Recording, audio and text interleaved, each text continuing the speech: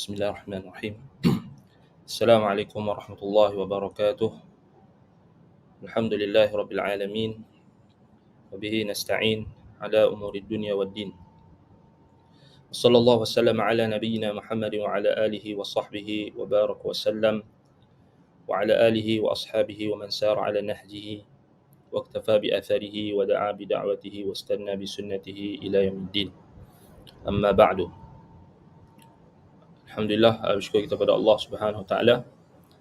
Pada pagi ini Allah Subhanahu wa taala memberikan nikmat, kesempatan kepada kita untuk kita meneruskan pengajian Mukhtasar Al-Bidayah wan Nihayah karangan Al-Imam Al-Muhaddits Al-Mufassir Al-Mu'arrikh Abul Fida Ismail bin Umar bin Kathir Ad-Dimashqi Asy-Syafi'i rahimahullahu taala.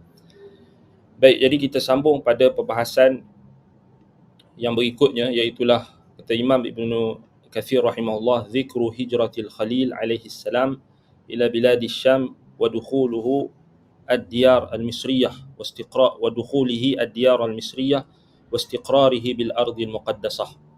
Ini menyebutkan berkenaan dengan hijrah al-Khalil, Nabi Ibrahim alaihi salam al-Khalil ke negeri Syam, ke negeri Syam, dan masuknya Nabi Ibrahim ke negeri Mesir. Ini apa yang berlaku kepada Nabi Ibrahim AS ketika baginda AS masuk ke negeri Mesir, dan istiqrarihi bil ardil muqaddasah, ini merujuk kepada bagaimana Nabi Ibrahim AS menetap di negeri yang suci yang akan dibahaskan oleh Imam Ibn Kathir rahimahullah. Baik. Qala Allah Ta'ala. Jadi Imam Ibn Kathir rahimahullah terus bawa firman Allah Subhanahu wa taala, yakni merujuk kepada dalam surah Al-Ankabut ayat 26 hingga 27. Fa'amana lahu Lut wa qala inni muhajirun ila rabbi innahu huwal azizul hakim. ووهبنا له إسحاق ويعقوب وجعلنا في ذريته النبوة والكتاب وآتيناه أجره في الدنيا وإنه في الآخرة لمن الصالحين. Maka Lut pun beriman kepadanya. Fa'amana lahu Lut. Yani siap ayat ini menceritakan setelah peristiwa apa kita kata Nabi Ibrahim AS dicampakkan ke dalam api. Jadi Allah Subhanahu Wa Taala ceritakan setelah itu apa yang berlaku, iaitulah berimannya anak saudara beliau sendiri, iaitulah Lut. Fa'amana lahu Lut. Itu merujuk kepada ayat ini. Baik.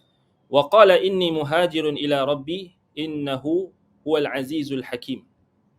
Baik. Kemudian Nabi Ibrahim mengatakan, sesungguhnya aku akan berhijrah. Yakni merujuk hijrah, yakni meninggalkan tempat yang penuh kesyirikan menuju ke tempat yang telah diperintahkan oleh Tuhanku.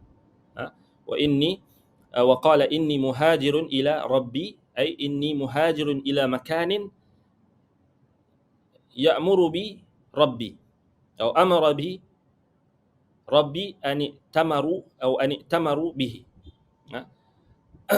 An i'tamara bihi. Yakni aku akan pergi ke tempat, aku akan berhijrah meninggalkan tempat yang penuh kesyirikan, yakni tempat kaumku yang tidak menerima dakwahku. Aku akan berhijrah meninggalkan. Hijrah maknanya at-tark, meninggalkan sesebuah negeri menuju ke negeri yang lain.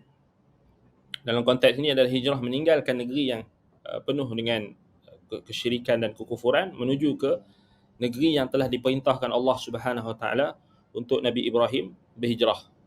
Itu maksud muhajirun ila rabbi. Innahu huwal azizul hakim. Sesungguhnya dia maha perkasa lagi maha bijaksana. Yakni Allah Subhanahu Wa Taala dengan keperkasaannya, kekuasaannya dan kebijaksanaannya tidak akan mensia-siakan aku dalam perintahnya terhadap aku untuk meninggalkan negeriku. Itu maknanya kalau kita faham setiap ayat yang kalau kita boleh faham ayat yang ada Asmaul Husna, nama-nama Allah yang maha indah dan mempunyai sifat ketinggian, dan kita boleh lihat, kita boleh faham apa munasabah Nabi Ibrahim alaihi salam menyebutkan berkenaan dengan hijrah dan menutup ayat tersebut yang Allah Ta'ala sendiri sebutkan dengan dua nama Allah, Al-Aziz, Al-Hakim. Jadi Al-Aziz kat sini Dzul Izzah, yang Allah Subhanahu Wa Ta'ala yang memiliki seluruh keperkasaan dan juga kekuasaan. Jadi merujuk kepada apa yang telah berlaku ketika kaum Nabi Ibrahim AS berpakat untuk melakukan tipu daya untuk membunuh baginda sallallahu alaihi wasallam. Lalu Allah gagalkan. Allah kata faja'alnahum al-asfalin. Allah jadikan mereka hina, rendah. Dan tak berjaya untuk menipu, mengadakan tipu daya atau untuk membunuh Nabi Ibrahim AS di dalam api yang besar yang mereka pasangkan dan mereka bakarkan dan mereka campakkan Nabi Ibrahim dengan manjanik. Jadi tak berjaya. Menunjukkan Allah Ta'ala nak sebut kat kita macam mana Nabi Ibrahim AS ta'alluq, keterkaitan hatinya itu terhadap Allah Al-Aziz. Sebab itu Nabi Ibrahim sebut innahu huwal azizur rahim, Al-Aziz. Apa kasa? Kerana dialah yang menyelamatkan aku, dialah yang menggagalkan makar dan tipu daya orang-orang kafir, orang musyrikin yang hendak membunuhku. Al-Aziz. Tak ada siapa boleh kalahkan dia. La yughalibu alaih. Wa huwa ghalibu alaihim. Dan dialah yang menguasai, mendominasi seluruh makhluk-makhluknya.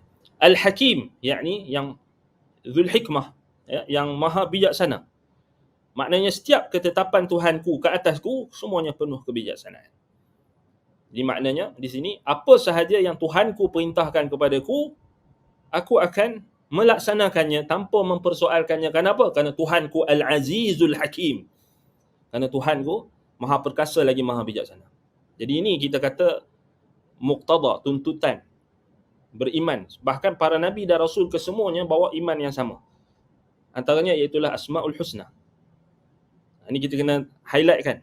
Semua para nabi dan rasul mereka bawa akidah tauhid yang sama, dan antaranya adalah tauhid Asmaul Husna. Sebab itu kalau kita baca dalam surah Taha, Nabi Musa alaihi salam sama juga. Kan? Inni anallahu la ilaha illa ana fa'budni wa aqimis salata li dhikri. Kemudian Allah Subhanahu Wa Ta'ala sebut tentang sifatnya, nama-namanya kepada Nabi Musa alaihi salam. Jadi nabi-nabi mereka diajarkan, rasul-rasul, nabi dan rasul yang diajarkan nama-nama Allah untuk memperkenalkan kepada kaum mereka tentang keagungan Allah, perkasaan Allah, kebijaksanaan Allah dan seluruh sifat-sifat kesempurnaan, dan menafikan sifat-sifat kelemahan dan kekurangan. Sebab tu kalau kita tengok balik para nabi dan rasul, mereka tak bawa kepada kaum mereka simbol-simbol Tuhan, tak simbol-simbol yang seperti yang dilakukan oleh orang-orang yang melakukan ilhad, penyelewengan, dan orang-orang musyrikin, orang-orang kafir yang mereka menjadikan simbol, manifestasikan Tuhan-Tuhan mereka itu dengan simbol-simbol yang tertentu. So nabi-nabi dan rasul mereka tak bawa benda tu. Maksudnya nabi-nabi dan rasul mereka tak bawa kata nak kenal dengan Allah ni, mereka bawa something yang berbentuk fizikal untuk disembah ke, tak ada langsung. Apa yang mereka bawa? Asmaul Husna.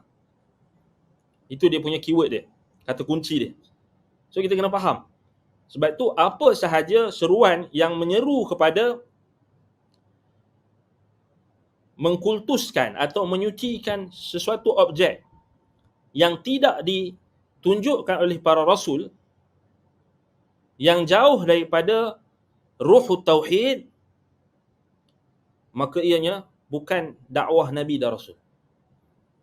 Kalau orang Dia bawa syubhat, dia kata macam mana dengan Kaabah? Baik, Kaabah diperintahkan untuk kita agungkan Kaabah bukan kerana Kaabah itu kita katakan dia adalah sesuatu yang berkait dengan apa kita kata simbol yang difahami oleh orang-orang musyrikin atau orang-orang pagan, yang mereka mempunyai i'tiqad, kepercayaan yang pelbagai terhadap sesuatu objek atau fizikal. Tetapi Kaabah dimuliakan kerana Allah memerintahkan khalilnya, nabinya, utusannya, kekasihnya Ibrahim AS untuk memuliakan, untuk mengangkat semula binaan nabi-nabi yang terdahulu. Mengikut pendapat yang mengatakan Kaabah itu asasnya dibina oleh para malaikat, kemudian Nabi Adam alaihi salam. Kemudian diangkat semula kawaid asasnya itu oleh Nabi Ibrahim. So, sandaran Baitullah, yakni rumah Allah itu adalah sandaran berbentuk tasyrif, pemuliaan. Dan tidak ada apa-apa unsur-unsur paganisme atau unsur-unsur kesyirikan, tak ada. Iaitulah yang kita kata yang beranggapan bahawasanya objek tersebut mempunyai law of attraction dia sendiri. Sekarang ni orang duk pakai law of attraction. Semuanya benda dia nak kaitkan dengan law of attraction. Maknanya apa kita kata qanun al-jadb. Ini antara apa paksi ataupun asas gerakan spiritual atheism dan juga new age movement. Mereka akan bawa konsep kita kata law attraction ni, hukum law attraction. Maknanya setiap perkara ni mempunyai daya untuk menarik lah. Maksudnya mempunyai kuasa untuk menarik sesuatu. Jadi kalau mereka tafsir dengan Kaabah tu, kenapa Kaabah ni orang boleh datang ziarah, mereka akan kata kerana batu Kaabah itu akan dia ada dia punya dia punya power dia. So ini kita selalu dengar pada apa? Golongan batiniyah. Siapa pernah dengar yang dalam 10 tahun kebelakangan Saki baki pengikut Abu Ya Asy'ari Al-Arqam, mereka pernah buat satu video klip Kaabah kan. Kaabah ada power. So nampak, ini adalah satu bentuk kita kata apa? Satu bentuk penyelewengan, ilhad terhadap syiar-syiar agama. Dan mereka menyelewengkan syiar-syiar agama yang mana kita tak diperintahkan untuk beranggapan Kaabah itu ada power, something yang kita kata kononnya adalah berbentuk kita kata satu bentuk daya magnet tarikan dan sebagainya. Tak, bukan macam tu. Kita tak diperintahkan berfikir sedemikian rupa. Kita diperintahkan untuk mengagungkan Kaabah kerana Allah Ta'ala perintahkan kita. Sedangkan dalam sejarah Islam, Kaabah itu pernah dirobohkan, pernah mengalami kerosakan.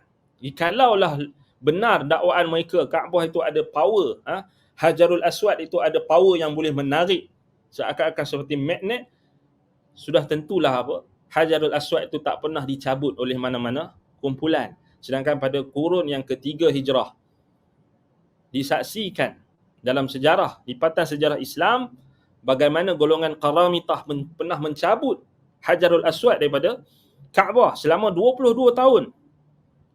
Maksudnya Kaabah itu tidak ada Hajarul Aswad. Dicabut oleh golongan Qaramitah, Syiah Qaramitah dalam kurun yang ketiga Hijrah. Adakah itu menunjukkan apa yang mereka yakini? Ini kita kata hati-hati, golongan ini masih ada. Yang jenis apa? Yang jenis semua benda dia i'tiqad ada power. Tu yang duk pakai gelang tu. Gelang ni dia ada kaitan dengan kita kata selain daripada spiritual atheism, kemudian law of attraction apa semua ni, mereka ada juga kita kata unsur-unsur batiniah lah. Sebab itu mereka beranggapan bahawasanya dia ada campur macam-macam lah, animisme dan sebagainya.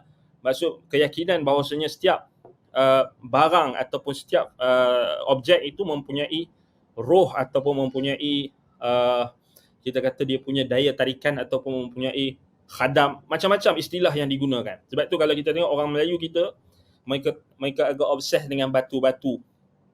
kan, batu akik, batu delima, batu ini, sebab mereka ada i'tiqad yang tak betul.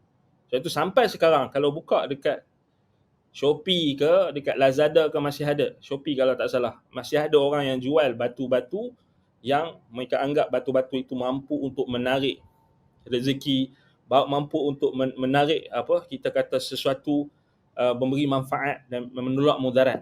So itu yang datang apa, pakai tangkai, kan. Kemudian diubah suai lah. Ada yang buat jual apa, batu biji tasbih. Biji tasbih tu dibuat daripada batu kayu koka lah, kayu tu lah, daripada biji inilah, biji tu. Kemudian didakwa dengan kelebihan khasiat-khasiat tertentu. Kemudian orang-orang yang jahil lah yang akan mudah terpedaya, kan. Sebab tu kalau kita tengok balik, ini ada sekarang ni masih ada lagi orang yang jual benda tu. Semuanya kerana nak keuntungan. Nak keuntungan dunia yang sedikit, mereka sanggup untuk menggadaikan akidah mereka. Sebab tu bila kita cakap benda tu, mereka akan kata ini pok-pok W lah. Kan? Baik, jadi Allah musta'an. Jadi kalau kita tengok, itu adalah sesuatu yang kita kena faham lah. Maknanya bila Nabi Ibrahim AS sebutkan waqala inni muhajirun ila rabbi innahu huwal azizul hakim. Sebab tu kita kena faham, semua nabi-nabi dan rasul mereka bawa apa? Asmaul husna. Mereka memperkenalkan kepada kaum mereka, memperkenalkan Allah kepada kaum mereka dengan asmaul husna. Tidak ada jalan lain, tidak ada jalan pintas, tidak ada shortcut. Tidak ada kita kata nak kenalkan Allah dengan cara-cara yang asing, cara-cara yang tak diajarkan Allah, yang tak ditunjukkan oleh Rasul. Siapa yang memperkenalkan Allah dengan cara yang tak ditunjukkan oleh Allah, tak diajarkan Allah, tak ditunjukkan oleh Rasul, maka dia sesat tanpa syak. Dia lebih sesat daripada himar ahlinya. Daripada sesat daripada keldai yang ditunggang oleh dirinya sendiri. Baik. Wa wahabna lahu Ishaq wa Ya'qub wa ja'alna fi dhurriyyatihi an-nubuwwata wal kitaba wa atainahu ajrahu fid dunya wa innahu fil akhirati laminas shadiqin. Baik. Kemudian Allah Subhanahu wa taala menyebutkan kurniaan Allah kepada Nabi Ibrahim. Sebab tu Allah kata, dan kami anugerahkan kepada Ibrahim Ishaq dan Ya'qub. Dan kami jadikan kenabian dan Alkitab, yakni kitab yang diutuskan, yang diturunkan. Kami jadikan kenabian dan Alkitab itu pada keturunannya. Dan kami berikan kepadanya balasan di dunia. Balasannya di dunia. Dan sesungguhnya di akhirat, Ibrahim benar-benar termasuk orang-orang yang saleh. So di sini menunjukkan kepada kita al-jaza' min jinsil amal. Balasan itu berdasarkan amalan seseorang. Bila seseorang itu mentaati Allah, maka Allah Subhanahu wa taala akan memberikan balasan yang terbaik di dunia dan di akhirat. Sebab itu Nabi Allah Ibrahim AS, apabila dia meninggalkan kaumnya kerana Allah, maka Allah gantikan sebaik-baik umat. Allah gantikan apa yang Nabi Ibrahim tinggalkan kerana Allah. Boleh saja Nabi Ibrahim tak tinggalkan kaumnya, duduk bersama mereka, duduk secara harmoni, tanpa menafikan kesyirikan dan kemungkaran yang mereka lakukan. Boleh saja. Boleh saja Nabi Ibrahim asaskan kita kata apa, macam yang orang zaman sekarang yang sesat sekarang ni mendakwa Abrahamic religion, boleh saja. Tapi sebenarnya orang yang mendakwa Abrahamic religion zaman sekarang ni, mereka sendiri tak faham kisah Nabi Ibrahim tu. Mereka sendiri keliru, mereka sendiri sesat, menyeleweng. Boleh saja Nabi Ibrahim duduk dengan kaum dia tanpa perlu meninggalkan negerinya sendiri, tanpa perlu berhijrah. Boleh saja. Dengan apa? Dengan cara mengakui kesyirikan. Betul tak? Buat perjanjian mengakui kesyirikan. Tidak. Nabi Ibrahim tinggalkan mereka. Muhajirun ila rabbi. Dan Allah gantikan dengan sebaik-baik ganjaran. Allah jadikan zuriat keturunan Ibrahim ni kembang, membiak. Dan bukan setakat membiak, bahkan Allah jadikan daripada zuriat keturunannya kenabian dan Alkitab. Diberikan kitab. Sebab itu Allah kata waja'alna fi dzurriyyatihi an-nubuwata wal kitab. Wa atainahu ajrahu fid dunya. Allah berikan ganjarannya, balasannya di dunia. Wa innahu fil akhirati laminas salihin. Dan dia termasuk, sesungguhnya Ibrahim itu termasuk di kalangan orang-orang yang saleh di akhirat kelak. Baik. Wa qala ta'ala wa najjaynahu wa lutan ila al-ardi allati barakna fiha lil alamin wa wahabna lahu Ishaqa wa Ya'quba nafilah wa kullan ja'alna salihin wa ja'alnahum a'immatan yahduna bi amrina wa auhayna ilaihim fi'lal khairati wa iqamas salati wa ita'az zakah wa kanu lana 'abidin. Kemudian Allah Subhanahu Wa Taala menyebutkan dalam ayat yang berikutnya berkenaan dengan apa? Nabi Ibrahim alaihissalam, Allah kata, dan kami selamatkan Ibrahim dan Lut ke sebuah negeri yang telah kami berkati untuk sekalian manusia. Barakna disebutkan di sini apa dia? Fiha lil alamin. Kemudian Allah Taala ulang lagi, wa wahabna lahu ishaqa wa yaquba nafilah. So Allah berikan, kurniakan kepadanya Ibrahim, Ishaq, Yaqub dan Yaqub nafilatan, yakni kita kata tambahan, yakni daripada anaknya Ismail kan, dan juga Ishaq, Yaqub cucu kan, cucu dia, Ishaq anak dia. So, Yaqub tu adalah nafilah, tambahan. So Allah Taala bagi dia sempat jumpa dengan cucu dia. Maknanya Nabi Yaqub alaihissalam sempat bertemu dengan Nabi Ibrahim. Maksudnya Nabi Ibrahim sempatlah sebelum baginda wafat, dia sempat tengok anak dia, cucu dia, Yaqub. So Allah kata nafilah, tambahan. Jadi kita kalau kita dapat anak, kita dapat sempat jumpa cucu, tu kira nafilah. Maksud tambahan. Kan? Wa kullan ja'alna salihin. Dan semua yang Allah Ta'ala sebutkan itu, kami jadikan mereka termasuk dekat orang soleh. Kemudian Allah Ta'ala sebut, kami jadikan mereka itu, yang zuriat keturunan Ibrahim yang dipilih menjadi nabi dan rasul, a'immatan, imam-imam, yakni panutan, ikutan, yahdu nabi amrina, yang memberi petunjuk dengan perintah kami, wa auhayna ilaihim fi'lal khairat, dan kami telah wahyukan kepada mereka untuk melaksanakan perkara-perkara kebaikan, wa iqamas salah, mendirikan salat, wa ita'az zakah, mengeluarkan zakat, wa kanu lana 'abidin, mereka itu menyembah kami. Ya Allah Ta'ala sifatkan sifat zuriat keturunan yang baik itu adalah mereka yang mentauhidkan Allah. Jadi kita kalau kita nakkan zuriat keturunan yang baik, pastikan zuriat keturunan kita tu di atas tauhid. Hak itulah neraca dia. Bukannya zuriat keturunan yang baik ini maksudnya mereka ini nanti akan kerja hebat-hebat ke, bukan? Ataupun kita harapkan mereka ni akan bergaji besar ke, tak. Bergaji besar tapi syirik buat apa? Kan? Bukan mereka ni dapat beli dekat kita barang-barang ke, dapat bagi dekat kita kemewahan dunia ke, bukan. Itu bukan takrif zuriat keturunan yang baik. Zuriat keturunan yang baik Allah Ta'ala sifatkan wa kanu lana 'abidin, iaitulah mereka yang menyembah Allah. Itu neraca dia. Didiklah anak-anak kita supaya mentauhidkan Allah, supaya mereka sentiasa menjadi abdullah, hamba Allah, bukannya hamba kepada dunia, bukan hamba kepada duit ringgit, bukan hamba kepada pekerjaan, bukan hamba kepada sekian, bukan hamba, bukan hamba kepada hutang. Kan? Sekarang ni zaman kita ni jadi apa? Jadi ialah hamba kepada hutang dan sebagainya. Wa kanu lana 'abidin, ini hamba kepada Allah. Hamba kepada Allah.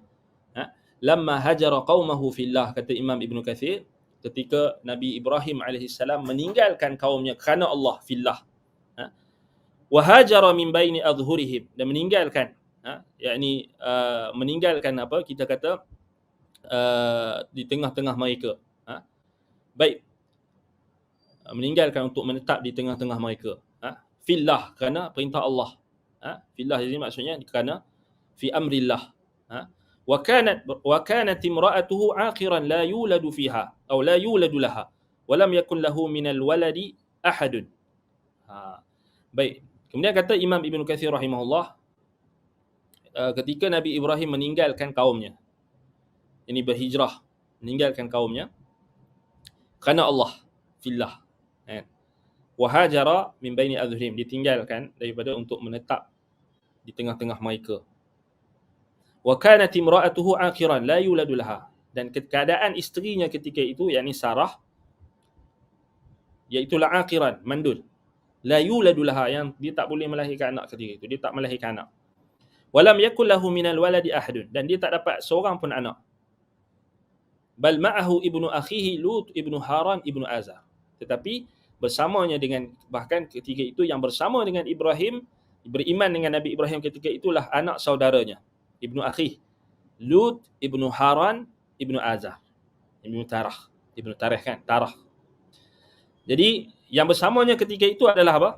Anak saudaranya. Lut, anak saudara Nabi Ibrahim, Nabi Lut alaihissalam. Sebelum tu dia tak jadi nabi lagi lah. Dia antara yang diriwayatkan oleh para ulama, dia orang yang antara yang beriman dengan Nabi Ibrahim selain daripada Sarah. Lut ibnu Haran ibnu Azar. Sebab itulah Nabi Ibrahim sayang dekat dia. So Nabi Ibrahim dia sayang dekat orang kalau kerana Allah. Jadi disebabkan anak saudaranya itu beriman kepada Allah, mentauhidkan Allah, membenci kesyirikan, maka dia bela anak saudara dia tu. Ambil anak saudara dia, Lut ibnu Haran ibnu Azar. So kat sini ada isyarat. Ada isyarat. Kalau kita tengok balik, apa isyarat dia kat sini? Isyarat di sini, kalau orang yang belum direzekikan Allah untuk mendapat anak, maka boleh untuk dia membela anak, sama ada ambil anak angkat ataupun ambil anak yang paling dekat dengan anak saudara. Tapi susahlah zaman sekarang, susah maknanya susahlah apa adik dia sendiri nak lepaskan anak dia kan. Tapi kalau siapa yang boleh buat pengorbanan tu memang dahsyat lah. Maknanya apa? Kita kata pengorbanan untuk adik atau abang yang tak dapat anak lagi kan. Maka kat sini ada isyarat, maknanya sebelum Nabi Ibrahim dapat anak, maka dia ambil anak angkat. Anak angkat dekat sini maksudnya tak semestinya ambil anak angkat yang luar daripada turunan dia, ambil anak saudara. Tapi kat sini dia lebih jelas sekali, yang lebih jelas Nabi Ibrahim ambil Nabi Lut tu sebagai anak saudara, anak murid dan sama anak angkat. Sebab anak saudara bimanzilatil walad, anak macam anak sendirilah. Walaupun dia anak saudara. Sebab tu Lut ibnu Haran ibnu Azar. Sebab tu tengok Imam Ibn Kathir kata, wahabahullahu ta'ala ba'da dhalika al-awlad as-salihin. Allah mengurniakan kepada Nabi Ibrahim setelah itu anak-anak yang soleh. Wa ja'ala fi dhurriyyatihi an-nubuwwata wal kitab. Dan Allah menjadikan pada zuriat keturunannya kenabian dan Alkitab. Yang ini mereka mendapat kenabian dan mendapat kitab yang diturunkan. Fa kullu nabiyyin bu'itha ba'dahu min dhurriyyati. Setiap nabi yang diutuskan setelahnya kesemuanya daripada keturunan Ibrahim. Wa kullu kitabin nazala minas sama'i 'ala nabiyyin minal anbiya' min ba'dihi. Fa 'ala ahadi naslihi wa 'aqibihi khil'atan minallahi wa karamatan lahu hina taraka biladahu wa ahlihi wa aqriba'ahu wa hajara ila baladin yatamakkana fiha min ibadati rabbih 'azza wa jalla wa da'wati al-khalqi ilayh wal ardu allati qasadaha bil hijrah ardu Syam. Baik. Jadi Allah Ibnu Katsir kata di sini, setiap nabi yang diutuskan setelahnya adalah keturunan Ibrahim. Setiap kitab yang diturunkan dari langit ke atas nabi daripada nabi-nabi yang datang setelahnya, dan kesemuanya datang daripada keturunan Ibrahim. Khil'atan, untuk ganjaran. Itu yang ditafsirkan oleh sebahagian ulama. Wa atainahu ajrahu fid dunya.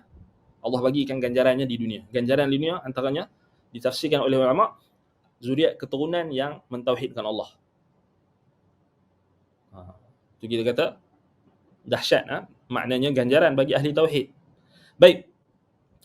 Kemudian kata Imam Ibn Katsir rahimahullah lagi,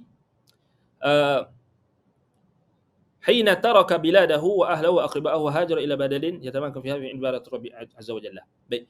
Ketika dia meninggalkan, sebab apa Allah Taala bagi kurniaan berupa zuriat keturunan yang saleh, yang baik, yang mentauhidkan Allah, kerana dia meninggalkan negerinya, ahlinya, penduduknya, kaumnya, aqriba'ahu, kaum kerabatnya, wa hajara ila baladin yatamakkanu fiha min ibadati rabbih azza wa jalla. Dan dia berhijrah menuju ke negeri yang dia mampu untuk menegakkan peribadatannya kepada Allah rabbih azza wa jalla, Tuhannya azza wa jalla.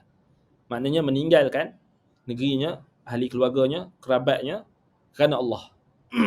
Hijrah kerana Allah. Wa da'watil khalqi ilaih, dan menyeru manusia kepada tauhid. Wal ardu allati qasadaha bil hijrah ardu Syam. Bumi yang dituju oleh Nabi Ibrahim AS untuk berhijrah itu merujuk kepada bumi Syam. Yang inilah yang dimaksudkan wahiyal lati qala Allah azza wa jalla ilal ardi allati barakna fiha lil alamin. Iaitulah berhijrah menuju ke bumi yang kami berkati kepadanya untuk sekalian alam. Ini adalah pendapat Ubay bin Ka'ab, Abul Aliyah, Qatadah dan selain mereka. Ini satu pendapat, ini satu qaul salaf. Wa rawal Aufi an Ibn Abbas qawluhu ila al-ardi allati barakna fiha lil alamin Makkah. Satu datang riwayat daripada Ibn Abbas, makna ayat dalam surah Al-Anbiya ayat 71 tu ila al-ardi allati barakna fiha lil alamin merujuk kepada Mekah. Kemudian kata Ibn Abbas, alam tasma' ila qawlih inna awwala baitin wudi'a lin-nasi lalladhi bi Bakkah mubarakan wa hudan lil alamin. So Ibn Abbas dia berdalilkan dengan ayat dalam surah Ali Imran ayat 96 untuk menguatkan pendapatnya, menyatakan bahawasanya negeri yang diperintahkan Allah untuk berhijrah itu adalah merujuk kepada Mekah. Dia tak ada kontradik sebenarnya. Awalnya Nabi Ibrahim berhijrah ke Syam, dan yang kali kedua ketika Nabi Ibrahim bawa Hajar dan Ismail itu merujuk kepada hijrah yang kali kedua. Pertama ke Syam, kali kedua ni ke Mekah. tak ada kontradik. Wa za'ama Ka'bul Ahbar annaha Harran. Ka'ab al-Ahbar dia mendakwa bahawasanya negeri yang diberkati itu adalah Harran, tetapi kita kata itu tak sahih lah. Wa qad qaddamna an naqli ahli al-kitab annahu kharaja min ardi Babil wa huwa wa abuhu wa ibnu akhihi Lut wa akhuhu Nahu wa imra'atu Ibrahim Isarah wa imra'atu akhihi Malika fanazalu Harran famata tarikh Abu Ibrahim biha. Kita dah sebutkan kata Imam Ibn Kathir rahimahullah sebelum ini nukilan daripada ahli al-kitab. Kata Ibn Kathir rahimahullah, telah kami sebutkan sebelum ni qaddamna naqli menyebutkan nukilan daripada ahli kitab bahawasanya Ibrahim keluar daripada Babil ini bersama dengan anak saudaranya Lut dan saudaranya disebutkan Nahur dan isterinya Sarah, dan isteri saudaranya disebut Malika atau Milka. Mereka singgah di Harran. Di daerah tersebut lah ayah Ibrahim, yakni Tarikh ataupun Tarikh Azarah meninggal dunia. Tetapi riwayat itu kalau kita tengok balik dia dia bertentangan dengan ayat Quran. Sebab Quran sebut Nabi Ibrahim tinggalkan terus ayah dia kan.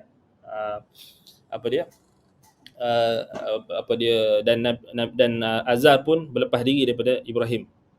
Maknanya kita kata riwayat Israiliyat itu tak dia bercanggah dengan nas Al-Quran. Jadi kita tolak riwayat Israiliyat, tak boleh terima lah, sebab dia bercanggah dengan nas Al-Quran.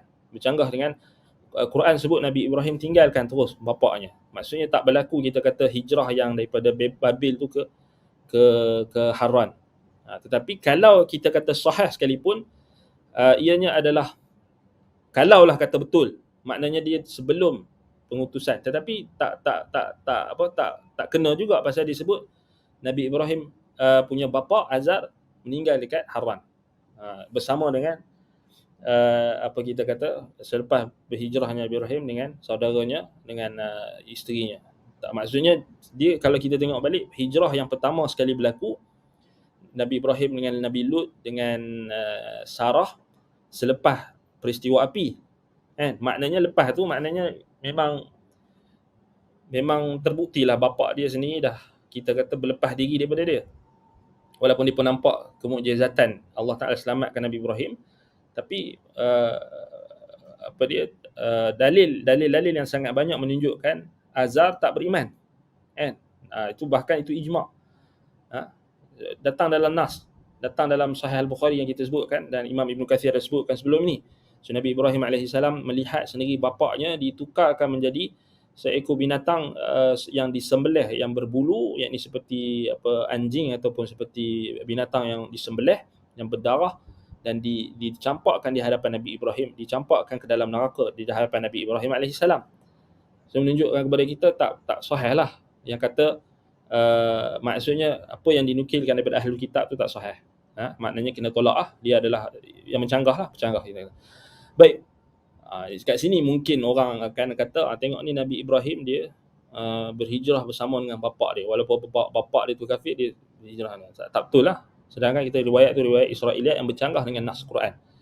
Bila kita sebut Nabi Ibrahim berlepas diri daripada bapa dia setelah apa? Setelah jelas kepadanya dalam Al-Quran, ya Allah Taala sebut berkenaan apa dia, Nabi Ibrahim nak istighfar kat bapa dia kan, dalam ayat yang kita cek balik dalam ayat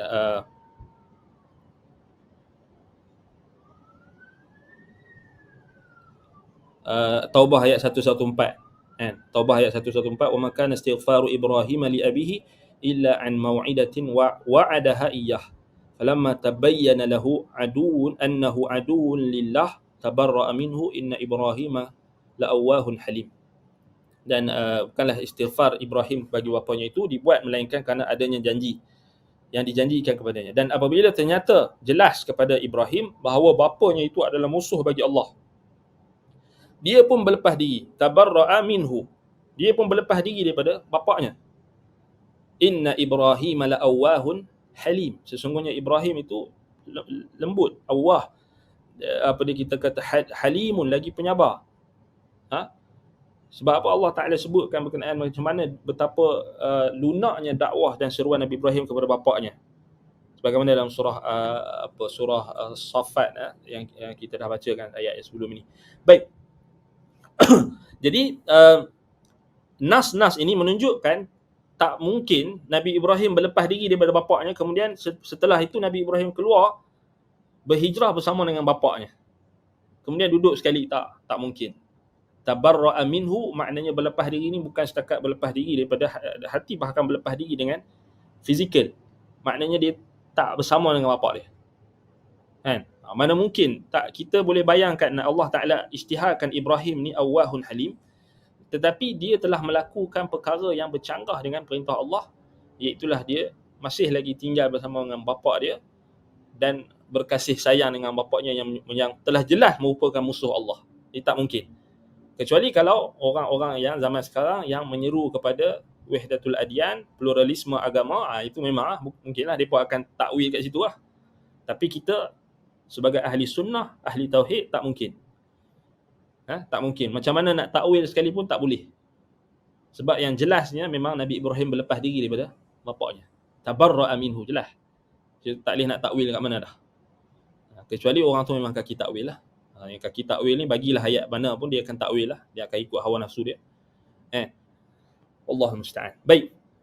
Wa qala as-Suddi intalaqa Ibrahim wa Lut qibala Syam falaqiya Ibrahim Sarah wa hiya banatu Malik Harran wa qad ta'anat ala qaumiha fi dinihim fatazawwajaha ala alla yughayyiraha, rawahu Ibn Jarir wa huwa gharib.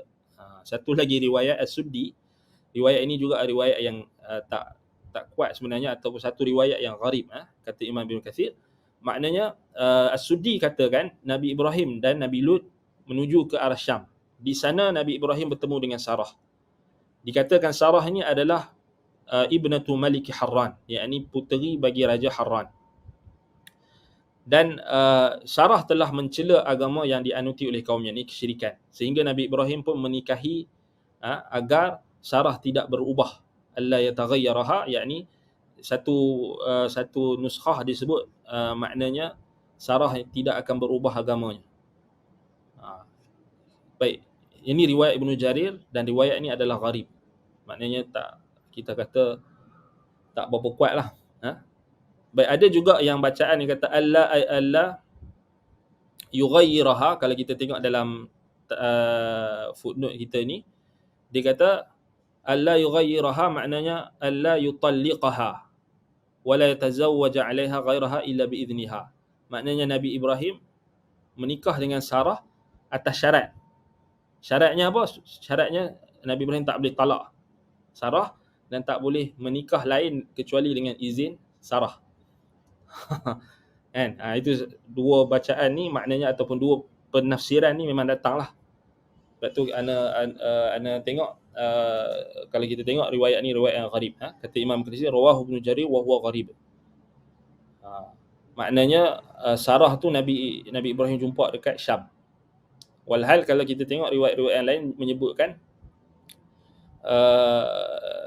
maksudnya Sarah ini dia daripada di Haran lagi kan, maknanya ataupun di apa kita kata setelah Nabi Ibrahim diselamatkan daripada api lagi, dah ada, maksudnya Sarah tu dah bertemu dengan Nabi Ibrahim. Kata Imam Ibn Kathir, wal masyhuru annaha ibnatu ammihi Haran alladhi tunsabu ilaihi Harran wa man za'ama annaha ibnatu akhihi Haran ukhtilut kama hakahu Suhaili anil Qutaybi wan Naqash faqad ab'ada an-nuj'ah wa qala bila ilmin wadda'a anna tazwij bintil akh kana idzaka masyru'an falaysa lahu 'ala dhalika dalil. So kat sini kritikan Ibn Kathir rahimahullah disebut yang masyhur Sarah itu adalah ibnatu ammihi Haran. Sarah itu adalah anak kepada bapa saudaranya Haran, bukan kita kata apa, Haran apa dia bapa kepada apa dia bapa kepada Nabi Lut. Sebab Haran kat sini ada dua lah. Haran yang pertama iaitulah ammihi, ini bapa saudara Nabi Ibrahim, nama Haran juga. Jadi yang sahihnya, yang masyhurnya kata Ibn Kathir, Sarah ini adalah puteri bagi bapa saudara Nabi Ibrahim. Maknanya sepupu lah. Ibnati ammihi Haran. Alladhi tunsabu ilaihi Harran, yang dinisbahkan kepadanya Harran. Wa man za'ama annaha ibnatu akhihi Haran ukhtulut. Baik, barang siapa yang mendakwa Sarah itu adalah ibnatu akhih, yakni anak saudara Nabi Ibrahim, yakni saudaranya Haran. So Nabi Ibrahim ada dua Haran sekarang ni. Haran yang pertama Haran bapa saudara, Haran yang kedua ialah apa? Saudara. Abang dia. Kita dah sebut awal perbahasan kita. Yakni bapa kepada Nabi Lut. Lut ibnu Haran kan. Haran yang kedua ni Haran saudara Nabi Ibrahim. Haran yang Sarah tu, Sarah anak kepada Haran, maknanya Haran bapa saudara Nabi Ibrahim. Maknanya sepupu lah. So Nabi Ibrahim kahwin dengan Sarah ni sepupu Nabi Ibrahim. Ini yang masyhur. Sebab tu Imam Ibn Kathir kata barang siapa yang mendakwa Sarah itu ialah puteri kepada apa dia saudaranya, maknanya anak saudaranya, yakni Haran, anak kepada Haran, yakni kakak kepada Nabi Lut. Maknanya ada ini siapa yang hikayatkan ni? Kama hakahu Suhaili anil Qutaybi wan Naqash. So As-Suhaili sahib Raudul Unuf dinukilkan daripada Qutaybi dan Naqash qaul ini. So ini so Imam Ibn Kathir dikritik. Dia kata faqad ab'ada an-nuj'ah wa qala bila ilmin. Maknanya dia sangat jauhlah dia punya apa dia pendapat tersebut, wa qala bila ilmin, dan berkata tanpa ilmu, wadda'a anna tazwij bintal akh kana idzaka masyru'an. Maknanya mereka mendakwa bahawasanya perkahwinan antara bintal akh, yakni anak saudara, anak saudara ketika itu adalah disyariatkan. Falaysa lahu 'ala dhalika dalil, tetapi tidak ada dalil akan hal tersebut. Walau furida anna hadha kana masyru'an fi waqtin kama huwa manqulun 'an ar-rabbaniyyin min al-yahudi fa innal anbiya la tata'attah wallahu a'lam. Kalaupun mereka kalaulah kita katakan benar sekalipun, maknanya syariat ketika itu berbeza dengan syariat yang ada sekarang pada waktu tersebut, sebagaimana yang dinukilkan juga oleh sebahagian ulama-ulama Yahudi. Kata Ibn Kathir rahimahullah, fa innal anbiya la tata'attah wallahu a'lam. Kerana nabi-nabi tak mungkin akan mengahwini anak-anak saudara mereka sendiri. La tata'atah, takkan maksudnya kat sini Ibn Kathir rahimahullah dia nak maksudnya antara istimbat Ibn Kathir untuk membatalkan dakwaan tersebut adalah dengan ismah, kemaksuman. Jadi nabi-nabi tak mungkin akan menikahi anak saudara mereka sendiri, sebab anak saudara bimanzilatil walad. So apa pendapat yang dinukilkan daripada Al-Qutaybi dengan An-Naqash daripada As-Suhaili yang hikayatkan, maknanya tak sahih. Maknanya kalau kita tengok memang tak bertepatan dengan ismah para nabi dan rasul. Takkan mereka nak kahwin dengan orang yang kedudukan anak mereka sendiri. Macam anak saudara kan? Tak mungkin. Itu hujah Imam Ibn Kathir. Maknanya, so kat sini kita tengok balik Imam Ibn Kathir rahimahullah, dia tak terima saja. Hatta kalau ada riwayat sekalipun dia akan kritik. Maknanya dikritik dia tu, dia ada, yang pertama dia akan sebut riwayat yang kita kata yang masyhur di kalangan muarrikhin, menunjukkan Sarah itu adalah ibnatu ammihi Haran. Maknanya dia adalah sepupu Nabi Ibrahim. So kahwin dengan sepupu tak jadi masalah, kan? Tetapi kalau dikata Sarah itu adalah anak saudara Nabi Ibrahim, maknanya anak kepada Haran, bapa kepada Lut. Yakni maknanya Sarah itu kita kata kakak kepada Nabi Lut. Ini jauh.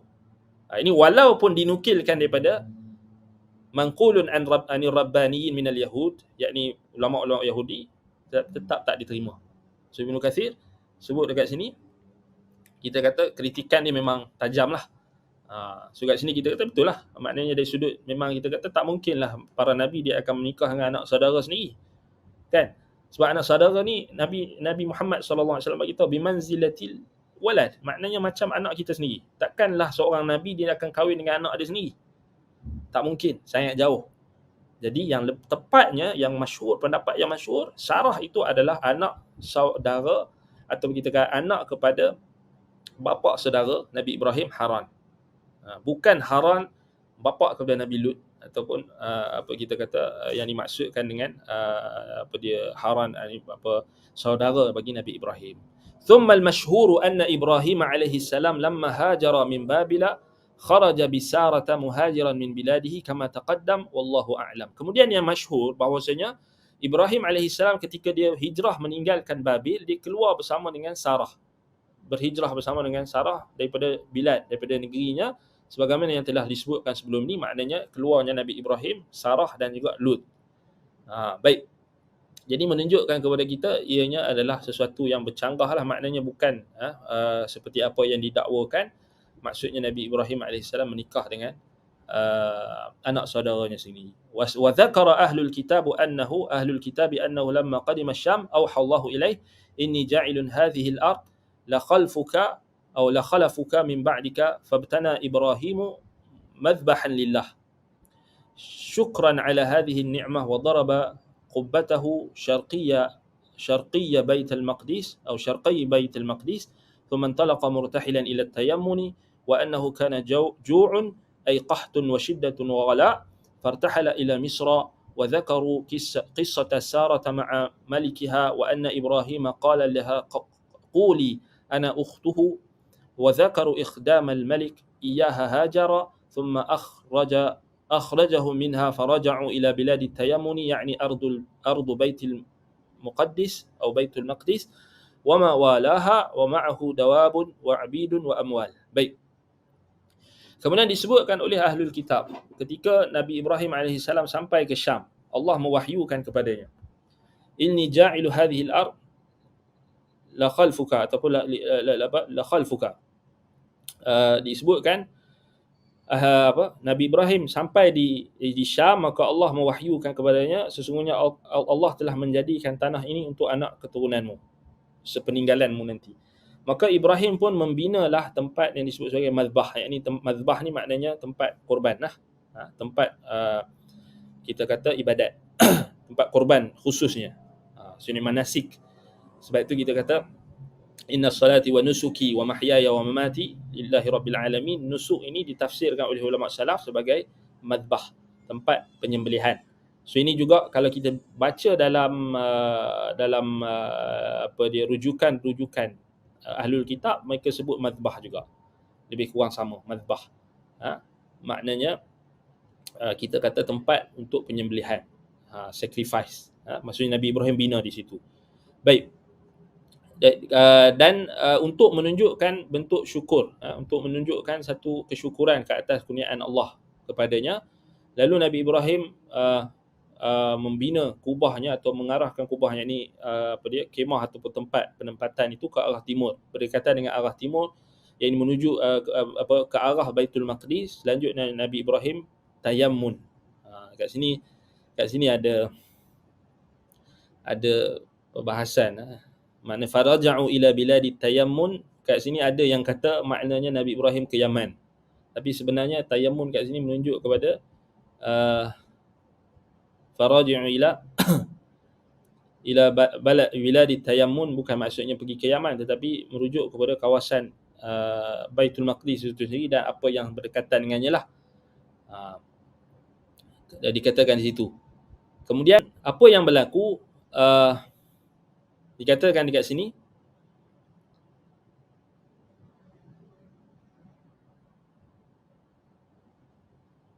summa intalaqa murtahilan ila tayammun. Tayammun kat sini ada qaul yang kata memang Yaman. Maksud Nabi Ibrahim bergerak ke Yaman, wa annahu kana ju'un, tetapi kawasan tersebut ketika itu, Yaman ketika itu dilanda kelaparan. Qahtun wa syiddatun wa ghala', maknanya kemarau yang panjang, syiddah kesusahan, dan juga ghala', yakni peningkatan harga barang naik, melonjak tinggi. Maksudnya kebuluran, adanya berlakunya kelaparan, tak sesuai lah untuk menetap dekat Yaman ketika itu. Fartahala ila Misra, maksud ketika itulah Nabi Ibrahim pergi ke Mesir. Bila masuk dekat Mesir, kat situlah berlakunya kisah yang kita akan lihat. Imam Ibn Kathir akan bawa riwayat Al-Bukhari menceritakan kisah bagaimana apa yang berlaku kepada Sarah, yang berupa satu bentuk karamah, satu bentuk kemuliaan yang Allah Ta'ala muliakan isteri Nabi Ibrahim, Sarah, yang kalau kita tengok balik, disebutkan kisah Sarah ni juga Ahlul Kitab juga riwayatkan dengan kisah yang sama, iaitulah Nabi Ibrahim berpesan kepada Sarah, kalau ditanyakan kepada mereka, quli, katakan kalau ada orang tanya dekat kamu, katakanlah aku adalah saudara Ibrahim, ana ukhtuhu. Kalau orang tanya kamu ni isteri siapa? Adakah kamu isteri fulan dan alan? Kamu kata aku adalah saudaranya. Mereka menyebutkan mereka Ahlul Kitab di sini menyebutkan bagaimana pemberian sang raja, iaitulah Raja Mesir ketika itu, yang memberikan hadiah khadam yang bernama Hajar, seorang pembantu yang bernama Hajar kepada Sarah. Yang kita akan tengok kisah dia nanti.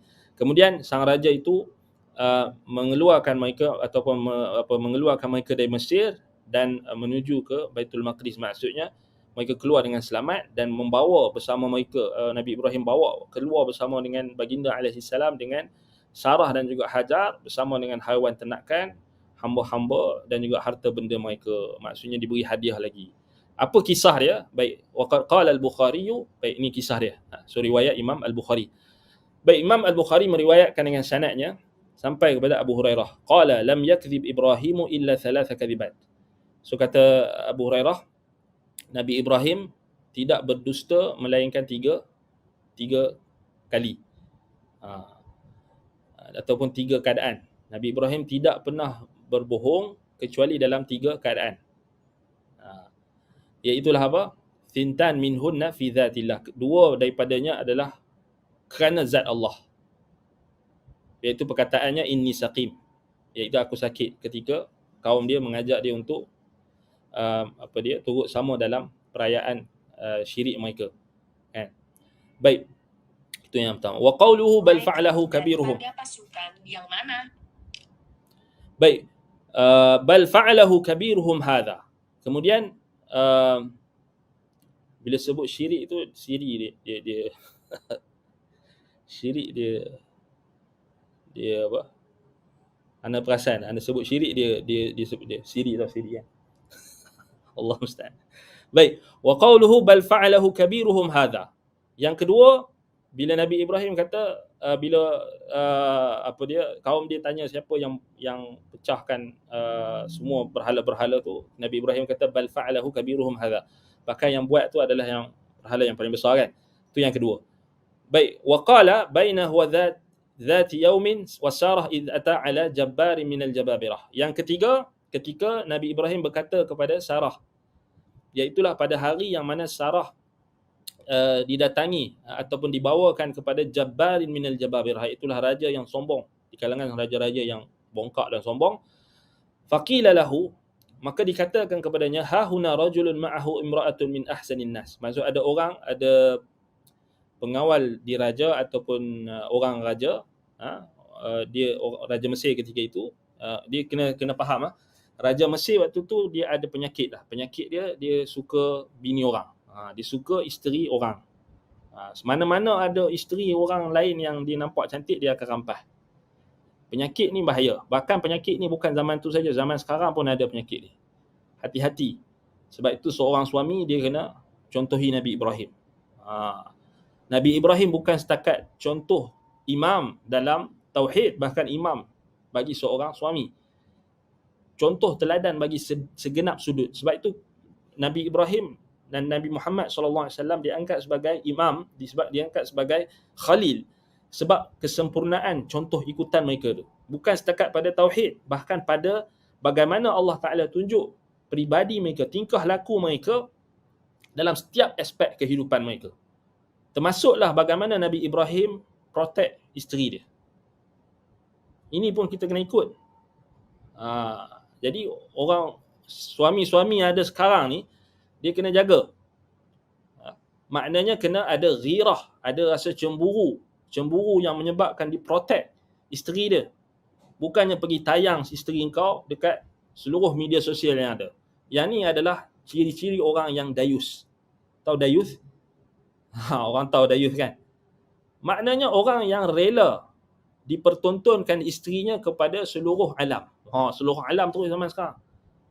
Ini memang kita kata tak sepatutnya. Seorang suami dia bersifat protect, dia protector. Dia bukan setakat menjaga menjaga isterinya daripada keburukan, kemudaratan dari sudut kita kata memberi nafkah, bahkan protect isteri dia.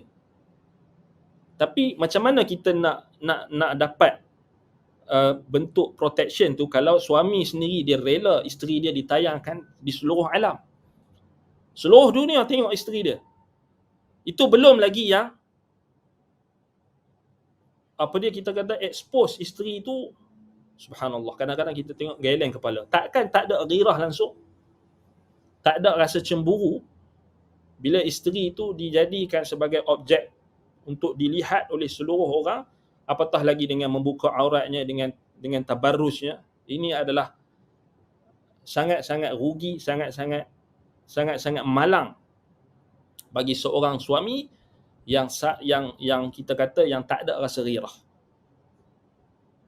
Itu kita kata mai orang-orang puak-puak liberal, puak-puak acah-acah Islamik apa semua ni, dia berkata tak apalah isteri tutup aurat sekalipun tak perlulah.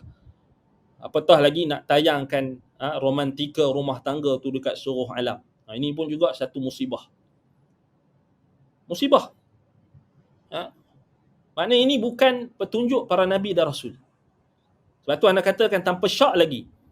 Kita akan tengok nanti kisah Nabi Ibrahim dengan Sarah ni membuktikan bagaimana ghirah seorang suami terhadap isterinya. Kecemburuan seorang suami terhadap isterinya. Bukan kita kata cemburu membabi buta, tak. Ni cemburu kerana nak protect, nak jaga kehormatan sang isteri, nak jaga kehormatan suami, nak jaga kehormatan rumah tangga. Jadi kenapa perlu ditayang isteri masing-masing? Sebab itu ini jadi musibah zaman sekarang. Musibah dengan kita kata tersebarnya media-media sosial. Habis dia tayang habis. Dah tak ada dah benda yang private. Benda yang privacy. Tak ada istilah privacy dah sekarang ni, semua benda ditayangkan. Duduk dalam bilik dengan isteri dia. Benda-benda yang tak sepatutnya dia tayangkan hari ni habis. Tersingkap segalanya melalui fitnah media sosial. Hak tu yang kita kata benda yang paling kita tak syok bila buka media sosial ni. Kita nak tengok Quran dengan hadis, kita nak tengok benda yang bermanfaat saja. Kita bukan nak tengok romantika rumah tangga kamu ke apa. Jangan tayang. Tak perlu tayang pun. Tak perlu, kerana mata-mata yang melihat itu bukannya semua sama. Ada mata yang hasad, ada mata yang dengki, ada mata yang kita kata kagum, ta'ajub. Mata-mata ni macam-macam. Tak boleh. Itu kita kena tegas. Seorang suami kena tegas. Jangan jadi lembek. Suami yang lembek sahaja yang membenarkan isterinya menayangkan kecantikan. pada semua orang. Kemudian yang tambah lagi yang apa? Tunjuk kemesraan di media sosial. Tak payah, tak perlu. Tak berhajat pun. Semua orang yang ada isteri, semua orang tahu benda yang sama. Simpan kita punya kebahagiaan tu antara kita dengan keluarga kita, antara kita dengan isteri, suami dengan isteri. Tak perlu kita nak kononnya atas dasar kononnya nak tunjukkan contoh. Tak perlu. Nak tunjukkan contoh, cukup cerita Nabi-Nabi. Simple. Cerita Nabi Ibrahim, cerita Nabi-Nabi macam Nabi Muhammad. Tak perlu kita pula nak over, tunjuk dekat orang. Kadang-kadang orang meluat tengok. Maaf cakap, meluat. Memanglah hak media account kita tu, hak kita untuk, memang. Tapi kita ada batasan. Bukannya hak semua benda kita boleh cerita. Ini malangnya, kita kata sangat-sangat. Dan itulah yang menyebabkan kerosakan. Punca menyebabkan kerosakan. Punca bertambahnya penyakit-penyakit bagi orang yang ada di dalam hati mereka penyakit. Orang-orang munafik. Kita tak tahu orang yang gunakan internet ni macam-macam jenis. Tu kita tengok macam-macam kes, macam-macam kes jenayah yang berlaku. Tengok apa macam mana mereka eksploitasi gambar-gambar yang ditayangkan, mereka ambil. Dan mereka jadikan gambar-gambar yang mereka ambil daripada media sosial itu kemudian dijadikan, kita kata, eksploitasikan untuk kepentingan orang-orang yang mempunyai penyakit dalam hati. Berapa banyak kes yang kita tengok. Orang yang ditunjuk gambar dia, padahal gambar dia dah tutup aurat dah. Tapi orang jahat ni ambil gambar dia, buat benda-benda yang terkutuk, yang terkeji. Wal'iyadzubillah, yang kadang-kadang kita kata melampaui batas. Yang kita tak boleh nak bayang pun zaman sekarang ni. Kalau zaman Nabi Ibrahim tu dah ada orang penyakit macam ni. Yang dia jenis apa? Tengok bini orang. Dah ada bini sendiri pun tak cukup nak tengok bini orang lagi. Yang ada penyakit ni, kita jangan anggap benda ni ringan. Kalau zaman Nabi Lut alaihissalam dah ada homoseksual, dah ada kita kata lesbian, dah ada homoseksual, ada gay, dah ada. Macam itulah juga zaman Nabi Ibrahim dah ada penyakit orang yang dia tak ada kerja, dia nak tengok bini orang. Ada juga zaman sekarang. Bahkan lebih teruk. Wal'iyadzubillah. Sebab itu kena tegas. Seorang suami kena tegas. Tegas di sini maknanya dia kena jaga kehormatan isteri dia. Bukannya, oh tak apa. Kan? Membuka aurat, tabarruj. Harta, kita kata harta kalau tak dah tutup aurat sempurna pun tak selamat sekarang. Untuk kita tayangkan isteri kita, anak-anak perempuan kita, jangan. Tak selamat. Zaman sekarang bukan zaman sekarang ni orang-orang yang ada, yang menggunakan internet, yang menggunakan media sosial ni, yang jahatnya lebih ramai berbanding yang baik. Dan kita kena skeptikal untuk jaga, untuk protect. Biarlah orang kata kita ni tak bahagia, orang tak nampak kebahagiaan, biarlah. Tak guna media sosial, tak guna apa, tak nampak dia punya rumah tangga dia tak tunjuk. Tak apa, biarlah orang tak tahu. Biar kebahagiaan kita antara kita dengan keluarga dan antara kita dengan Allah Subhanahu Wa Taala. Buat apa kita nak tayang kat semua orang? Baik, itu nasihat kan.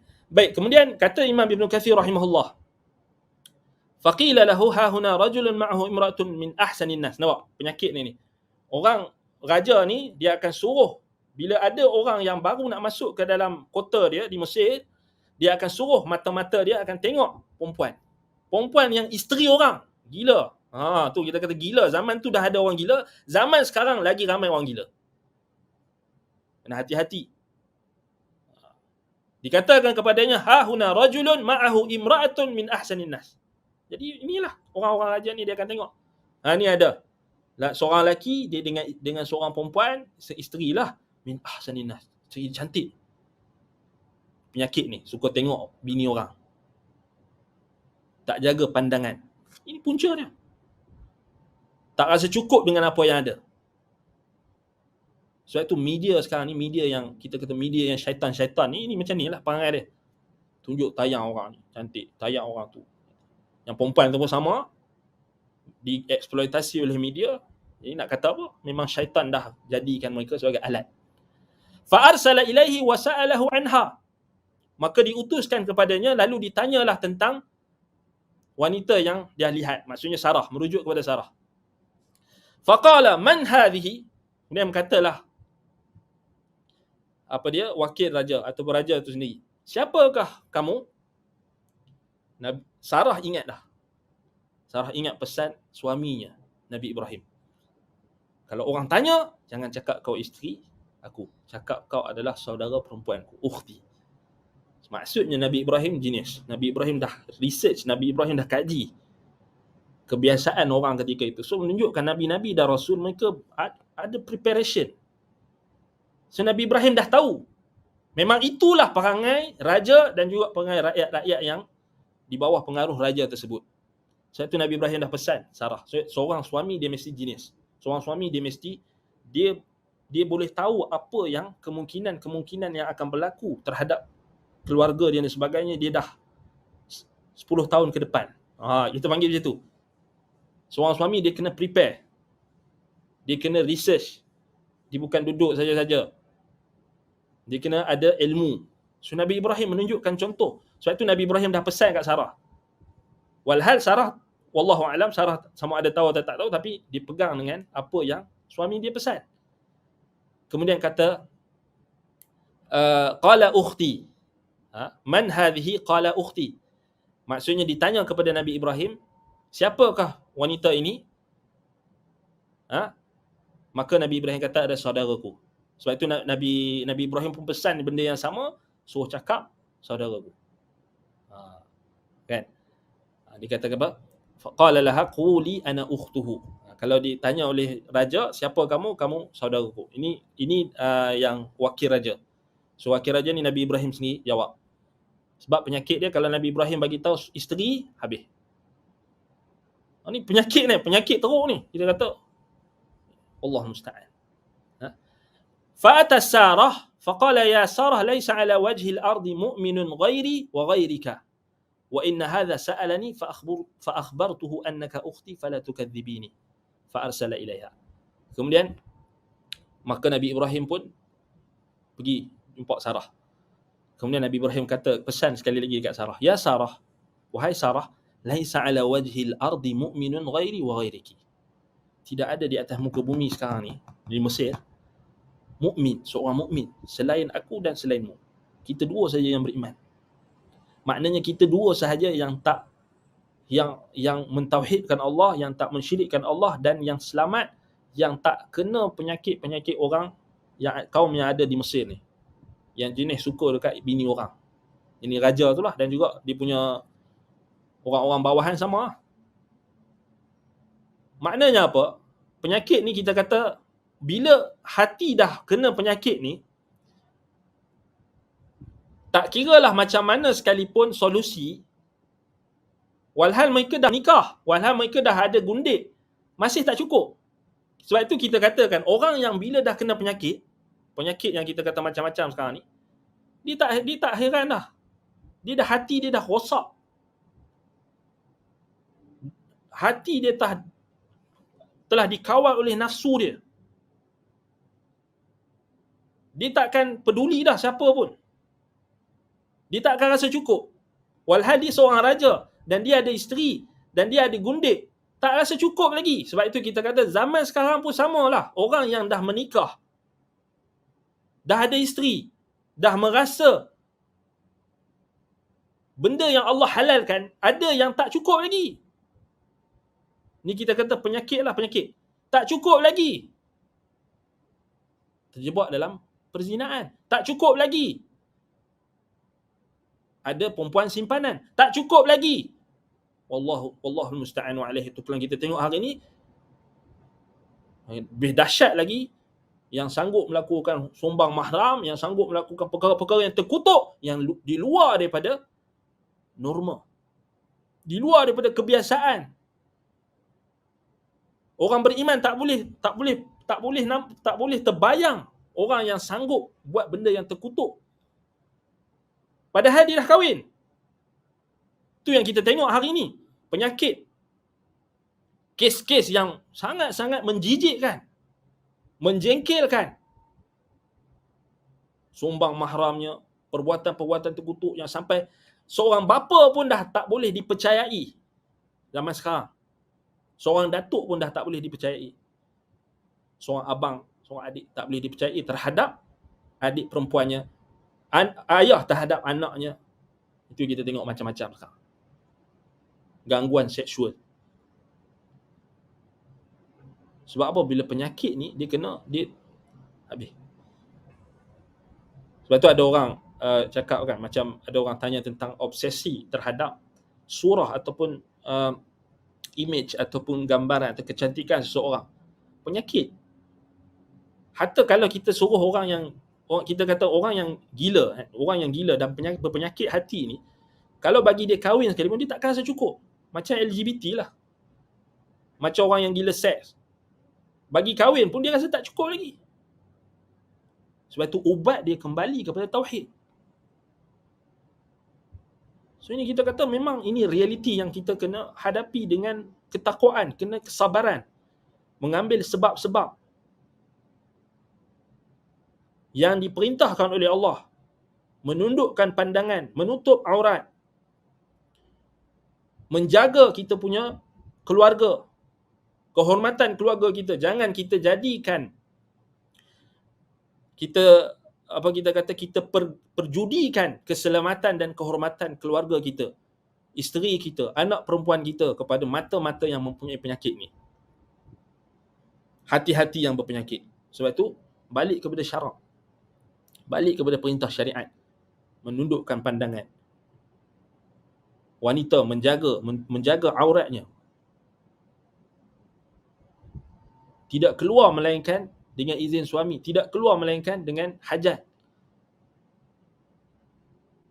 Tapi bila tak jaga benda-benda ni, keluar suami pun bagi je keluar dengan lelaki lain atas alasan kerja, ini kita kata bahaya. Kan? Allahul musta'an. Baik. Kemudian kata Imam Ibn Kathir rahimahullah, ini Nabi Ibrahim kata, wa inna hadha sa'alani fa akhbartuhu annaka ukhti fala tukadzibini. Sesungguhnya dia ini, wa inna hadha sa'alani, tanya kepadaku, maka khabarkan kepadanya, annaka ukhti, sungguhnya engkau adalah saudaraku, saudara perempuanku, fala tukadzibini, jangan kau dustakan aku. Fa arsala ilaiha, kemudian Nabi Ibrahim alaihi salam melepaskan Sarah, sebab Sarah diperintahkan untuk bertemu dengan raja.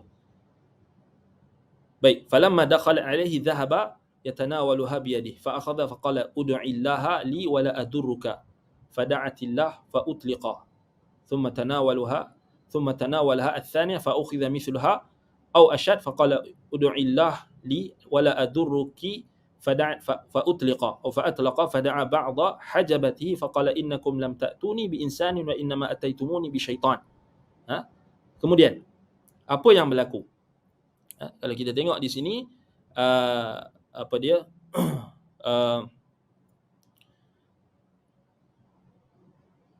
jadi mereka pun raja yang jahat tadi pun dia pun utuskan seorang untuk menemui Sarah. Kemudian ketika Sarah bertemu dengan Nabi Ibrahim pun pegang Sarah dengan tangannya sambil berpesan, berdoalah kepada Allah untukku, nescaya aku tidak akan mencelakakan kamu. Sarah pun berdoa kepada Allah dan Ibrahim pun melepaskannya. Lalu memegangnya untuk yang kedua kali, seperti yang pertama, dengan lebih erat. Nabi Ibrahim pesan lagi, doa kepada Allah untuk ud'illah li. Dia kata ud'illaha li wala adurruki fa utliqat. Berdoalah kepada Allah untukku, nescaya aku tidak akan menyebabkan atau tak akan menimbulkan kemudaratan padamu disebabkan doamu. Sarah pun berdoa sehingga Nabi Ibrahim melepaskan. Maksudnya nak bagi tahu betapa beratnya seorang suami nak melepaskan seorang isterinya. Dan dia tahu bahawasanya isterinya itu sedang berhadapan dengan seorang raja yang sakit hatinya, yang berpenyakit, yang mempunyai nafsu yang jijik. So Nabi Ibrahim pegang 3 kali tangan Sarah nak lepaskan tu. Nabi Ibrahim pesan apa? Ud'illah. Doa dekat Allah. Doa dekat Allah. Nescaya doamu tu tak akan mudarat kamu. So Nabi Ibrahim pesan kepada isterinya, berlindung dengan Allah. Berlindung dengan Allah. Inilah tauhid. tawakal yang tinggi, doa kepada Allah. Baik.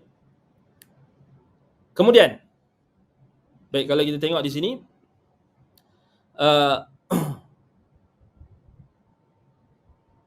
fada'a ba'da hajabatihi. Kemudian raja pun memanggillah sebahagian daripada pengawalnya, orang-orang suruhan dia, suruh raja panggil. Kemudian apa yang berlaku? Apa dia dikatakan di sini? Faqala innakum lam ta'tuni bi insanin wa innama ataitumuni bi syaitan. Raja pun mengeluh dekat dia punya pengawal-pengawal dia, kata kamu tak bawa dekat aku seorang insan, tapi kamu datangkan kepada aku seorang syaitan. Fa akhdamaha. Maknanya apa yang berlaku? Allah Taala selamatkan Hajar. Hajar tak boleh disentuh sedikit pun oleh raja tersebut. Fa akhdamaha Hajar. Sebab itu dah raja tu kata apa? Kamu tak bawa aku ni seorang insan.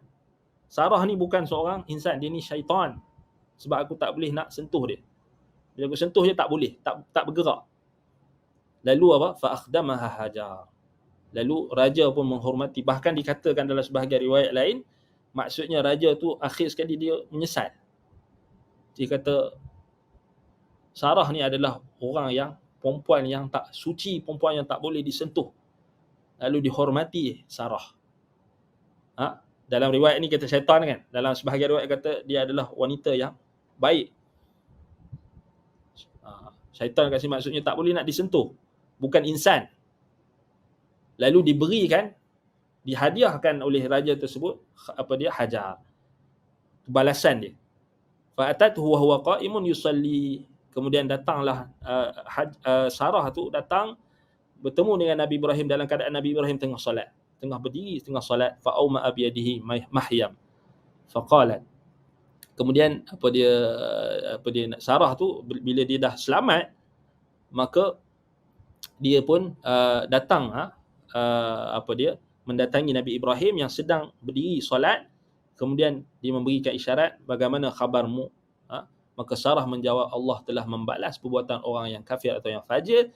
Dia telah menyuruh Hajar menjadi pelayanku. Dia telah menghadiahkan kepadaku Hajar sebagai pelayan. Lalu Abu Hurairah berkata, itulah umat kalian, wahai Bani Ma'is Sama. Abu Hurairah kata, fatilka ummukum, itulah ibu kalian. Ya Bani Ma'is Sama, merujuk kepada Bani Ismail. Baik.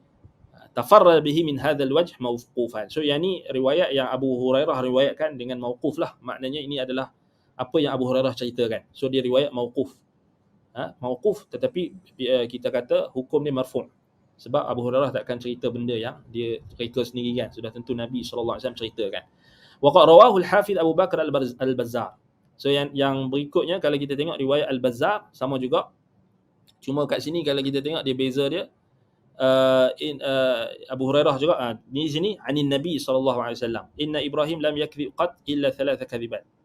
Kullu dhalika fi dhatillah. Qawlu inni saqim wa qawluhu bal fa'alahu kabiruhum hadha wa bainama huwa yasiru fi ardi jabbari minal jababirah. Yang ketiga, bila Nabi Ibrahim alaihissalam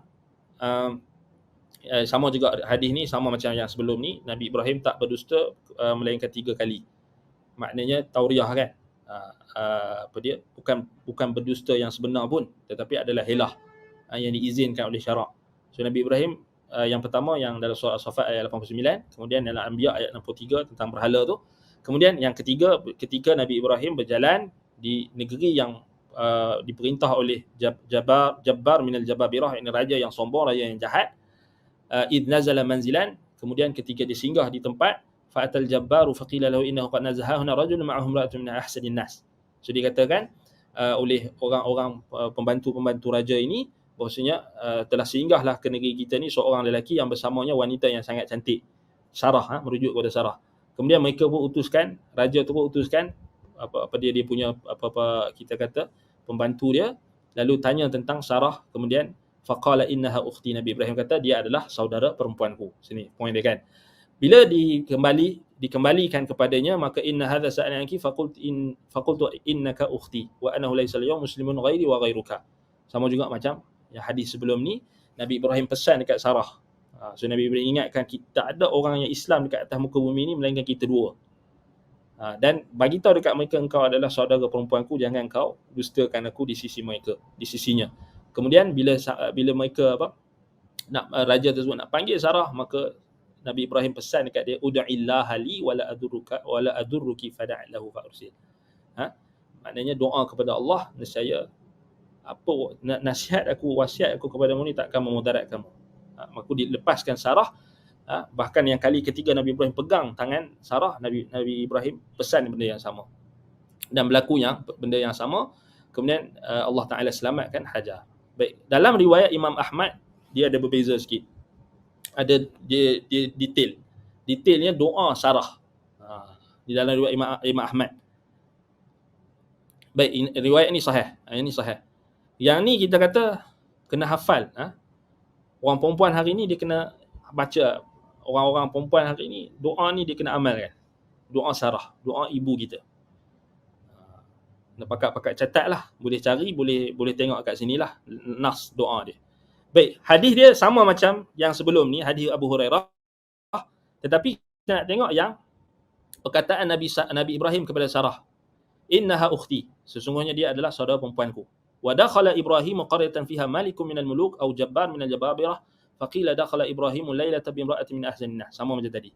So Nabi Ibrahim singgah di satu tempat, yang di negeri Mesir itu, maknanya rajanya itu raja yang jahat, raja yang zalim, raja yang kafir, raja yang tak ada istilah halal dan haram. Dia rampas saja isteri orang, dia memang suka kat isteri orang. Dia akan suruhkan, perintahkan dia punya mata-mata dia akan tengok, akan intip, akan tengok isteri-isteri orang yang masuk ke negeri itu, dia akan rampas. Itu perangai dia. Sebab itu Nabi Ibrahim dah tahu benda tu, Nabi Ibrahim pesan kat Sarah. Kemudian Nabi Ibrahim kata, pesan dekat kat Sarah supaya apa? Kata engkau adalah saudara perempuanku. Kemudian Nabi Ibrahim pesan lagi kepada Sarah supaya berdoa. Dalam riwayat Imam Ahmad ni disebutkan nas doa Sarah. Falamma dakhalat alaihi qama ilaiha فأقبلت توضأ وتصلي وتقول اللهم إن كنت تعلم إني آمنت بك وبرسلك. Sarah berdoa, dia ambil wuduk dan dia solat. Dikatakan dia ambil wuduk dan solat. Maksudnya ambil wuduk, wallahu taala alam macam mana tata cara wuduknya, bersihkan anggota-anggota badan yang diperintahkan, wa tusalli, dan disolat. Macam mana tata cara dia, wallahu alam. Dia bukan kaifiat yang kita tahu. Wa taqul, kemudian Sarah berdoa, Allahumma in kunta ta'lamu. Ya, dia dekat sini kan. Allahumma in kunta ta'lamu inni amantu bika wa bi rasulik. Ya Allah, sesungguhnya engkau mengetahui, anni, bahawasanya aku, amantu bika, beriman kepadamu, wa bi rasulika, dan beriman kepada rasulmu. Yakni Ibrahim dan juga suamiku kan. Wa ahsantu farji illa ala zawji, dan aku telah memelihara kemaluanku illa ala zawji, dan tidaklah aku memelihara kemaluanku, kehormatanku, kecuali kepada suamiku, illa ala zawji. Fala tusallit alayya al-kafir, jangan engkau kuasakan atau engkau menguasaikan atasku orang yang kafir. Jangan kau biarkan orang kafir menguasai aku. Qala faghatta hatta raqada birijlihi. Dikatakan di sini dalam riwayat Imam Ahmad ni, disebutkan bila Sarah membaca doa tersebut, lalu dikatakan faghatta. Entah Sarah pun bila dikata macam tu, Sarah pun sujud hingga kedua kakinya gemetar. Faghatta hatta raqada birijlihi. Maksudnya kedua-dua kakinya itu bergetar, maksud ketakutan kepada Allah Subhanahu taala, takut kepada Allah, mengharap kepada Allah Subhanahu taala, menunjukkan pengharapan seorang wanita yang salihah di saat yang sangat genting, maka dia menyerahkan seluruh nasibnya kepada Allah Subhanahu taala dan dia bertawakal kepada Allah Subhanahu taala. Qala Abu Zanad wa qala Abu Salamah an Abu Hurairah annaha qala Allahumma in yamut yaqul hiya qataltu.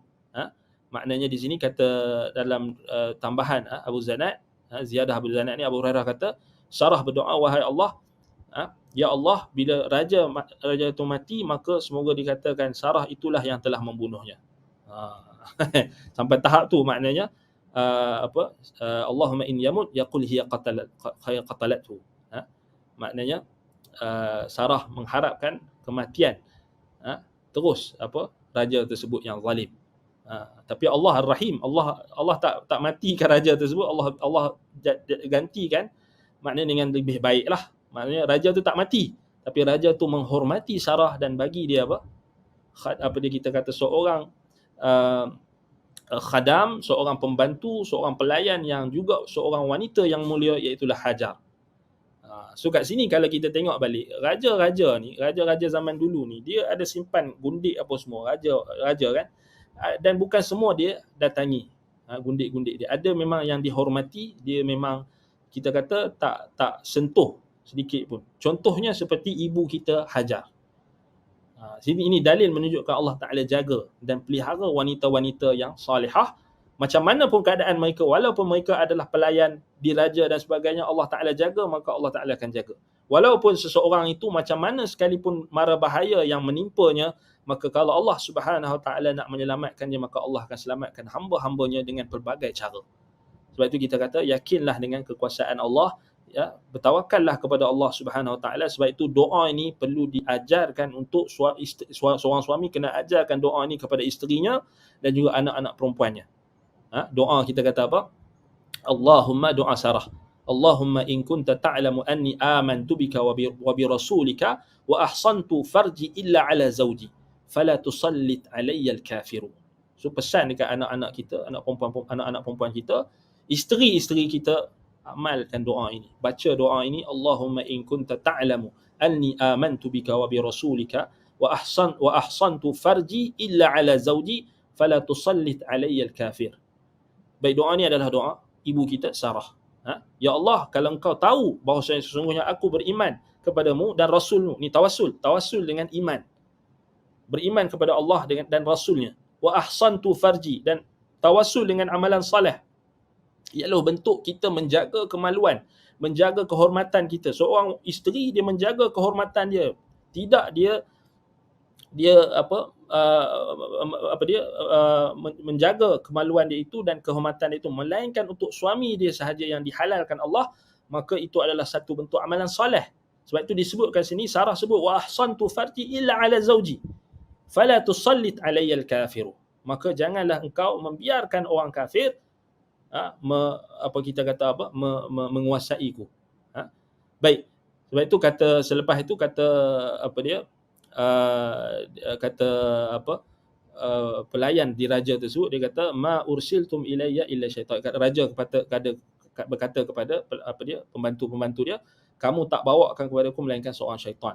Arji'uha ila Ibrahim, kembalikan dia kepada Ibrahim, wa'tuha Hajar, berikan kepada wanita ini Hajar. Qala faraja'at faqala li Ibrahim ash'arta anna Allah radda kaidal kafirin wa akhdha mawalidatan tafarrada bihi Ahmad min hadzal wajh wa huwa ala syarti sahih. So ini riwayat Imam Ahmad ni sahih. Baik, begitulah juga diriwayatkan oleh Imam Al-Bukhari daripada Al-A'raj Abu Hurairah daripada Nabi SAW dengan lebih ringkas riwayatnya. Baik. Kemudian kita akan tengok lagi insya-Allah pada perbahasan akan datang berkenaan dengan faedah-faedah yang kita boleh dapat daripada kisah ibu kita Sarah dan juga Nabi Allah Ibrahim AS. Di sini juga menunjukkan kepada kita bagaimana peranan seorang suami untuk mengingatkan kepada isterinya akan kepentingan tauhid. So itulah kita kata Nabi Ibrahim bukan seorang imam di dalam agama sahaja, bahkan dalam seluruh aspek kehidupan dia adalah imam. Dia adalah imam bagi seluruh umat manusia, dan dia adalah contoh teladan yang paling baik yang perlu kita contohi, bagaimana sikap Nabi Ibrahim AS terhadap isterinya Sarah. Dan kita akan bahaskan lagi berkenaan dengan Sarah ini insya-Allah. Kalau ada soalan, kita dah habis waktu. Baik, aqulu qawli hadha wa astaghfirullah li wa lakum, subhanakallahumma wa bihamdika asyhadu an la ilaha illa anta astaghfiruka wa atubu ilaik. Wassallallahu ala Muhammad wa ala alihi wa sahbihi wa baraka wasallam. Walhamdulillahirabbil alamin. Wassalamu alaikum warahmatullahi wabarakatuh.